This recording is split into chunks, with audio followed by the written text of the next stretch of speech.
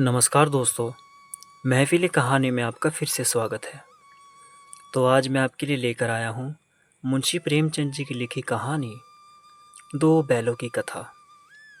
पहले एपिसोड में तो चलिए शुरू करते हैं। जानवरों में गधा सबसे ज़्यादा बुद्धिहीन समझा जाता है। हम जब किसी आदमी को पल्ले दर्जों का बेवकूफ़ कहना चाहते हैं तो उसे गधा कहते हैं। गधा सचमुच बेवकूफ़ है या उसके सीधेपन, उसकी निरापद सहिष्णुता ने उसे यह पदवी दे दी है, इसका निश्चय नहीं किया जा सकता। गाय सींग मारती है, ब्याई हुई गाय तो अनायास ही सिनही का रूप धारण कर लेती है। कुत्ता भी बहुत गरीब जानवर है, लेकिन कभी कभी उसे भी क्रोध आ ही जाता है, किंतु गधे को कभी क्रोध करते नहीं सुना ना देखा। जितना चाहे गरीब को मारो, चाहे जैसी खराब सड़ी हुई घास सामने डाल दो, उसके चेहरे पर कभी भी असंतोष की छाया भी ना दिखाई देगी। वैशाख में चाहे एकांत बार कुलेल कर लेता हो, पर हमने तो उसे कभी खुश होते नहीं देखा। उसके चेहरे पर एक स्थायी विषाद स्थायी रूप से छाया रहता है। सुख दुख, हानि लाभ, किसी भी दशा में उसे बदलने नहीं देता। श्रीयों मुनियों के जितने गुण हैं, वे सभी उसमें पराकाष्ठा को पहुंच गए हैं, पर आदमी उसे बेवकूफ़ कहता है। सद्गुणों का इतना अनादर कहीं ना देखा। काचित सीधापन संसार के लिए उपयुक्त नहीं है। देखिए ना, भारतवासियों की अफ्रीका में क्यों दुर्दशा हो रही है, क्यों अमेरिका ने उन्हें घुसने नहीं दिया जाता। बेचारे शराब नहीं पीते, चार पैसे कुसमे के लिए बचाकर रखते हैं, जी तोड़कर काम करते हैं, किसी से लड़ाई झगड़ा नहीं करते, चार बातें सुनकर गम खा जाते हैं, फिर भी बदनाम है। कहा जाता है वे जीवन के आदर्श को नीचा करते हैं। अगर वे भी ईंट का जवाब पत्थर से देना सीख जाते तो शायद सभ्य कहलाने लगते।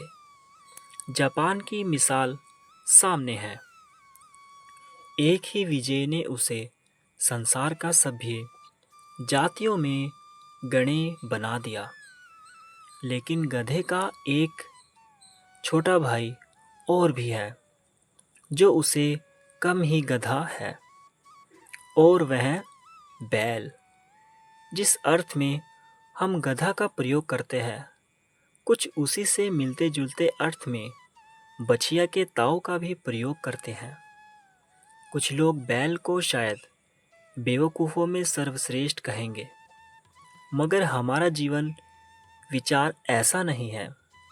बैल कभी कभी मारता भी है, कभी कभी अड़ियल बैल भी देखने में आता है, और भी कई रीतियों से अपना असंतोष प्रकट कर देता है। अतएव उसका स्थान गधे से नीचा है। झुरी कांची के दोनों बैलों के नाम थे हीरा और मोती। दोनों पछाई जाति के थे, देखने में सुंदर, काम में चौकस, डील में ऊंचे। बहुत दिनों से साथ रहते रहते दोनों में भाईचारा हो गया था। दोनों आमने सामने या आसपास बैठे हुए एक दूसरे से मुख भाषा में विचार विनिमय करते थे। एक दूसरे के मन की बात कैसे समझ जाता था, हम नहीं कह सकते। अवश्य ही उनमें कोई ऐसी गुप्त शक्ति थी जिससे जीवों में श्रेष्ठता का दावा करने वाला मनुष्य वंचित है। दोनों एक दूसरे को चाटकर और सूंघकर अपना प्रेम प्रकट करते। कभी कभी दोनों सींग भी मिला लिया करते थे। विग्रह के नाते से नहीं, केवल विनोद के भाव से, आत्मीयता के भाव से, जैसे दोनों में घनिष्ठता होते ही घोलघप्पा होने लगता है। इसके बिना दोस्ती कुछ फुसफुसी, कुछ हल्की सी रहती है, जिस पर ज़्यादा विश्वास नहीं किया जा सकता। जिस वक्त ये दोनों बैल हल या गाड़ी में जोत दिए जाते और गर्दन हिला हिला कर चलते, उस वक्त हर एक की यही चेष्टा होती थी कि ज़्यादा से ज़्यादा बोझ मेरी ही गर्दन पर रहे। दिन भर के बाद दोपहर या संध्या के दोनों खुलते तो एक दूसरे को चाट चूट कर अपनी थकान मिटा लेते। नाद में खली भूसा पड़ जाने पर दोनों साथ उठते, साथ नाद में मुंह डालते और साथ ही बैठते थे। एक मुंह हटा लेता तो दूसरा भी हटा लेता था।